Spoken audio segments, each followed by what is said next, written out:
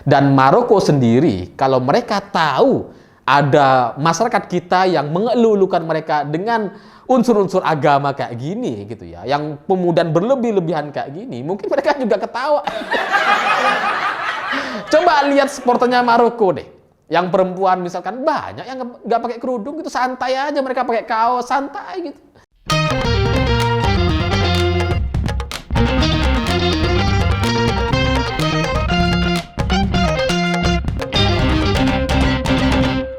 Selamat malam semuanya. Hari ini saya senang sekali karena pada akhirnya Prancis mampu melaju ke babak final Piala Dunia 2022 dan ini sesuai dengan analisa saya sebelumnya yang mengatakan bahwa Prancis secara komposisi pemain, pengalaman, secara mental dan strategi bermainnya itu sangat-sangat layak untuk maju ke babak final Piala Dunia 2022 dan ini di final nanti gitu ya.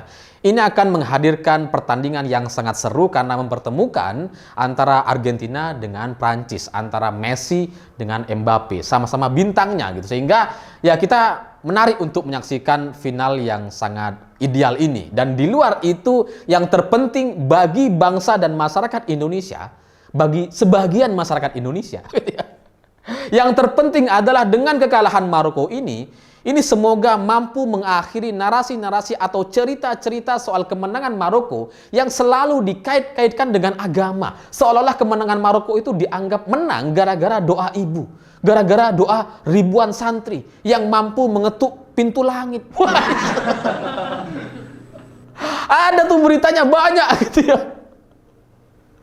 Ini mohon maaf, terus terang saya bingung gitu. Setahu saya, langit itu nggak ada pintunya. Gak ada gitu.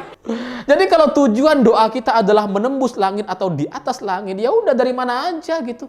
Gak usah kita cari-cari pintunya. Dan ada juga yang bilang bahwa kemenangan Maroko ini berkat doa ibu. Nah terus sekarang setelah kalah gimana? Berarti Prancis mungkin doanya lengkap gitu. Dari kakek, nenek, bapak, ibu, kakak, adik semuanya doa. Mbak, tante, mertua gitu doa semua. Makanya Prancis menang gitu. Karena Maroko cuma doa ibu. Ada juga yang bilang bahwa kemenangan Maroko selama ini tuh berkat kemenangan yang jalur langit. Ya sekarang setelah kalah gimana? Ini jalur apa ini sekarang nih? Jalur sumur resapan. Ya pada intinya gitu ya, dari kemenangan Maroko yang mampu mengalahkan timnas-timnas yang selama ini menjadi langganan Piala Dunia, finalis Piala Dunia, itu kemudian dimanfaatkan oleh kelompok tertentu di Indonesia untuk kemudian dikait-kaitkan dengan agama. Demi kepentingan mereka pribadi sebenarnya gitu. Yang kemudian muncul klaim bahwa pemain Maroko ini baca doa ini sebelum main, makanya mereka menang. Padahal yang namanya urusan bola ya nggak ada urusannya sama agama gitu. Dan analisa-analisa atau klaim soal agama terkait kemenangan Maroko ini akhirnya menumpulkan logika dan analisa masyarakat Indonesia terkait sepak bola gitu. Dan ini mengkhawatirkan terus terang bagi saya gitu. Kalau ini dibiarkan, gak ada yang meluruskan, saya khawatir.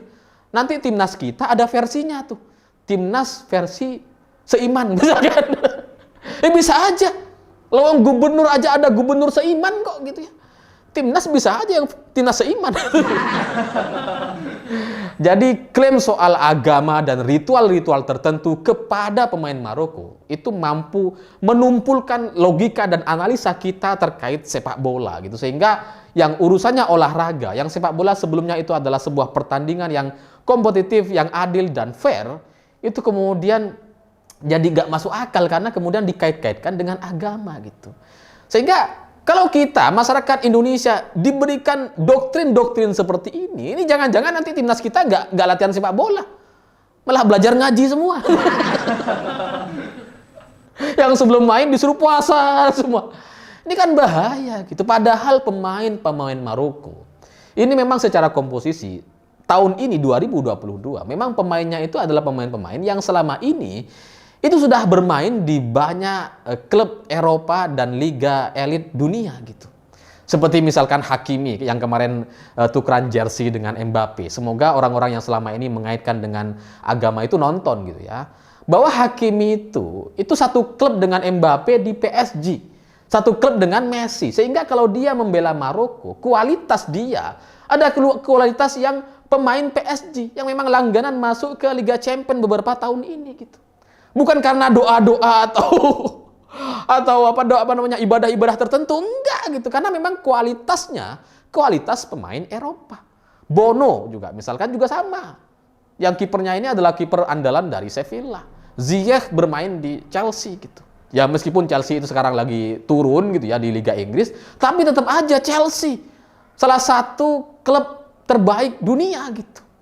Jadi dengan komposisi yang seperti ini gitu ya, yang lain tuh ada banyak, ada yang main di Bayern Munchen, Schalke dan sebagainya gitu ya. Dengan komposisi yang seperti ini, maka Maroko memang layak untuk maju ke Piala Dunia dan bahkan sampai di semifinal. Bahwa kemudian timnas Maroko mampu mengalahkan timnas yang selama ini menjadi langganan finalis Piala Dunia seperti Portugal dan Spanyol gitu ya. Ini juga ada analisa dan penjelasannya secara ilmiah gitu. Karena Spanyol itu memang masih dalam proses transisi, mereka masih belum matang secara tim gitu ya. Pemain-pemainnya masih banyak yang baru dan muda-muda gitu. Dan belakangan juga ini dikalahkan sama Korea Selatan gitu ya. Jadi kalau Maroko menang melawan Spanyol, masuk akal. Korea Selatan aja bisa menang gitu. Jadi Portugal juga masih belum stabil. Dan ketika Maroko mampu mengalahkan Portugal, itu juga secara ilmiah masuk akal gitu. Lawang backnya back terbaik di dunia, salah satu terbaik dunia, Hakimi gitu kan. Kipernya juga kiper terbaik. Pemainnya di depan juga striker Chelsea gitu ya. Jadi itu ada penjelasan ilmiahnya. Jadi kalau bagi saya, kenapa Maroko mampu melaju sampai ke babak semifinal gitu ya. Ya karena dia diuntungkan dengan pertemuan-pertemuan melawan timnas-timnas yang memang berpotensi bisa dikalahkan. Spanyol dan Portugal ini memang timnas yang labil gitu. Kalau seandainya Maroko bertemu dengan Inggris, Brazil atau Belanda, belum tentu dia bisa menang. Dan kalau ini dibalik gitu ya, kalau misalkan posisi Maroko itu diisi oleh Jepang atau Korea Selatan, saya juga yakin bahwa Korea Selatan atau Jepang itu mampu akan melaju sampai babak semifinal atau minimal ya perempat final gitu. Jadi ini soal pelajaran-pelajaran atau penjelasan-penjelasan yang ilmiah aja, nggak ada urusannya sama doa-doa gitu. Ya karena ketika kamu masuk ke dalam lapangan dan bermain sepak bola gitu ya, menang kalahnya itu nggak ada urusan Tuhan. Tuhan juga nggak peduli. Nggak ada urusannya sama agama. Makanya kemudian Piala Dunia yang menang juga nggak pernah soal urusan agama. Yang menang ya Brazil, Argentina, Uruguay, Jerman, Italia. Itu kan yang sering langganan gitu. Apakah mereka kemudian sering mengkampanyekan agama-agama tertentu? Apakah dengan kemenangan mereka kemudian banyak orang-orang jadi murtad, misalkan murtad massal, pindah agama? Enggak ada lawang ini soal sepak bola gitu. Tapi di Indonesia ini kemudian dikait-kaitkan dengan agama yang sebenarnya sekali lagi itu nggak ada urusannya. Bola itu nggak punya agama gitu. Dan Maroko sendiri, kalau mereka tahu ada masyarakat kita yang mengelulukan mereka dengan unsur-unsur agama kayak gini gitu ya, yang kemudian berlebih-lebihan kayak gini, mungkin mereka juga ketawa. Coba lihat supporternya Maroko deh. Yang perempuan misalkan banyak yang nggak pakai kerudung gitu, santai aja, mereka pakai kaos santai gitu. Terus kemudian pacar-pacar atau istri-istrinya pemain-pemain Maroko juga seksi-seksi itu, yang pakaiannya pakaian-pakaian menarik sekali gitu. Dan nggak sesuai dengan profil FPI, HTI atau orang-orang yang selama ini memanfaatkan kemenangan Maroko untuk dakwah-dakwah atau materi-materi keagamaan.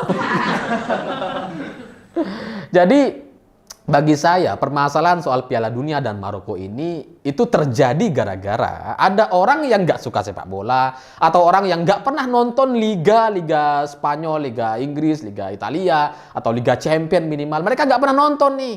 Tapi tiba-tiba Maroko menang gitu, kemudian mereka sujud syukur gitu kan. Terus kemudian orang-orang ini yang selama ini nggak pernah nonton bola, jadinya nonton.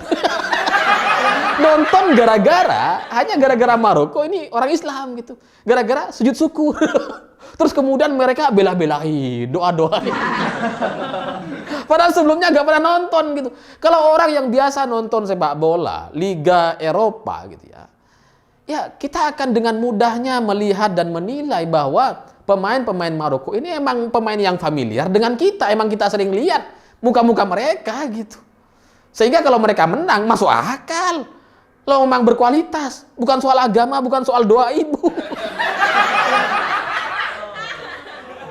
Jadi, ya inilah kekacauan-kekacauan yang ada di Indonesia. Itu sama seperti politik juga sama gitu. Orang-orang yang nggak paham soal politik, yang cuma fanatik kepada agama, ketika ada pemilihan pemilu, pilkada gitu ya, mereka milih yang sesama agama. Sehingga ketika orang yang dipilih karena seiman itu jadi pemimpin, akhirnya apa yang mereka hasilkan? Nggak ada, kekacauan. Ya karena dipilih soal agamanya, bukan soal performa atau kemampuannya memimpin sebuah wilayah gitu. Sepak bola juga sama. Ketika ada orang-orang nonton Maroko dan mendukung hanya gara-gara seagama gitu. Ketika mereka kalah, oh ini mereka cari-cari alasan sekarang. Padahal kekalahan Maroko itu ya kekalahan yang masuk akal aja. Ini bukan soal peperangan, soal khilafah, sejarah-sejarah kelam Maroko yang dulu mampu mengalahkan Spanyol. Nggak ada. Nggak ada. Jadi nggak ada. Tapi ya itulah gambaran masyarakat Indonesia hari ini yang sudah akut gitu. Sudah mabuk agama. Semua dikait-kaitkan dengan agama. Politik ya ke agama. Ini sekarang sepak bola dikait-kaitkan dengan agama gitu. Sampai kemudian nanti mungkin baju-baju juga dikait-kaitkan dengan agama tertentu. sehingga ini gitu ya, narasi-narasi seperti ini bagi saya memang harus dilawan dan dijelaskan. Memang susah untuk melawan orang-orang yang tidak paham soal sepak bola gitu. Karena repot juga gitu. Karena ruang atau lingkungan area sepak bola itu adalah sebuah lingkungan yang nggak bisa kamu pahami dalam waktu seminggu 2 minggu, nggak bisa. Ini Piala Dunia kan cuma sebulan setengah gitu ya. Jadi kalaupun kamu nonton dari awal babak penyisihan, babak grup gitu ya, nonton terus sampai sekarang, kamu nggak akan bisa dengan mudahnya paham soal komposisi pemain dan cara bermain setiap timnas, nggak bisa gitu. Karena ya ini soal kebiasaan dan referensi yang memang harus ada dan dalam jangka waktu yang lama gitu. Kalau kita sering nonton Liga Spanyol, Italia, Inggris gitu, atau Liga Champion gitu ya, kita akan dengan sangat mudahnya ketika ada timnas main gitu ya, dan kemudian mereka nih lagi main bertanding gitu. Ketika ngelihat muka-muka ini, oh ini saya pernah lihat nih, ini pernah lihat nih. Kalau sekarang misalkan mereka yang nggak pernah nonton Liga tiba-tiba nonton dukung gara-gara unsur agamanya, ya bisa jadi mereka nggak tahu Mbappe itu siapa, Griezmann itu siapa, Giroud itu main di mana. Pokoknya ketika kalah, sudah ini sebuah takdir. Tapi ketika menang, wah langsung ini faktor agama. Wah ini karena doa-doa tertentu, ini sholat-sholat tertentu. Nanti kita amalkan ini doa. Urusan sepak bola jadi kemana-mana gitu. Memang sudah akut sekali negeri ini gitu ya soal politisasi agama atau bolaisasi agama gitu. Sudah akut sekali sehingga saya pikir ini adalah tanggung jawab kita semua untuk meluruskan dan memberikan pemahaman gitu. Susah memang, tapi tetap harus dilakukan. Sama seperti saya menjelaskan soal pemain-pemain Maroko yang memang bermain di Liga Eropa dan di banyak klub-klub besar di Eropa itu. Susah untuk dipahami oleh orang-orang yang nggak tahu klub sepak bola Eropa. Tapi ini tetap harus dijelaskan gitu. Karena kalau enggak ini mereka akan terus mengidentikan dengan agama dan ini bagi saya akan membuat kita jadi nggak maju-maju gitu. Gimana sepak bola kita mau maju kalau pemikiran orang-orangnya kayak gini? Orang-orang yang selalu mengidentikan dengan agama. Dan yang terakhir yang menurut saya juga lucu gitu ya. Sepak bola itu mestinya bagi saya pribadi kita harus mampu mengambil pelajaran gitu ya. Mampu menganalisa secara logis. Karena setiap keputusan pelatih atau pemain dalam memainkan sepak bola di tengah-tengah lapangan gitu ya, itu adalah keputusan-keputusan yang logis semua. Kenapa ada pelatih yang mencadangkan Ronaldo misalkan? Kenapa di pertandingan yang lain Ronaldo main sejak babak awal misalkan? Atau kenapa Neymar yang sudah terlihat cedera itu nggak kunjung ditarik keluar? Atau seperti semalam ketika Mbappe terlihat sudah lelah atau kayak dia kena tendangan gitu oleh lawan gitu ya, nggak segera ditarik keluar gitu. Itu ada analisa-analisa dan alasan-alasannya yang sangat-sangat ilmiah. Bukan soal keyakinan, bukan soal agama-agama, nggak ada. Sehingga kalau kita mampu menikmati sepak bola karena pengetahuan kita, karena ilmu, karena sebuah analisa-analisa yang logis, itu menurut saya akan jauh-jauh lebih baik untuk kita sendiri dan untuk kita bersama gitu. Karena kalau kita punya analisa itu gitu ya, yang logis melihat sepak bola gitu, untuk urusan-urusan lain kita bisa jadi lebih logis juga gitu. Tapi kalau kita udah nggak logis soal urusan sepak bola, bisa jadi urusan-urusan yang lain, yang dagang, bisnis, keluarga dan sebagainya, bisa jadi juga nggak logis. Sehingga kalau ini yang terjadi di negara sebesar Indonesia ini gitu ya, orangnya nggak logis-logis semua, wah repot gitu. Dan yang terakhir, sekali lagi menurut saya gitu ya, sebagai penutup saya ingin bilang bahwa kemenangan Maroko atas Portugal dan Spanyol itu ada penjelasan ilmiahnya, ada alasan-alasan ilmiahnya. Jadi bukan karena urusan agama. Bahwa ada orang bilang bahwa bola itu bulat dan semua kemungkinan itu bisa terjadi. Ya mungkin itu bisa gitu ya. Selama dua timnasnya ini sejajar gitu. Selama komposisi pemainnya itu setara gitu. Bisa kalian beralasan bola itu bulat. Tapi yang perlu diingat, selain bola itu bulat, lapangan itu datar dan selamanya itu akan rata gitu. Dan jadi sehingga kemenangan sebuah timnas atau tim dalam lapangan hijau itu tidak ditentukan oleh agama, oleh ritual-ritual tertentu, tapi ditentukan oleh kualitas mental, kesiapan fisik dan strategi bermain. Dan semoga dengan ini dapat menyadarkan beberapa orang yang selama ini itu mabuk agama. Saya pikir itu. Terima kasih sudah menonton. Begitulah kura-kura.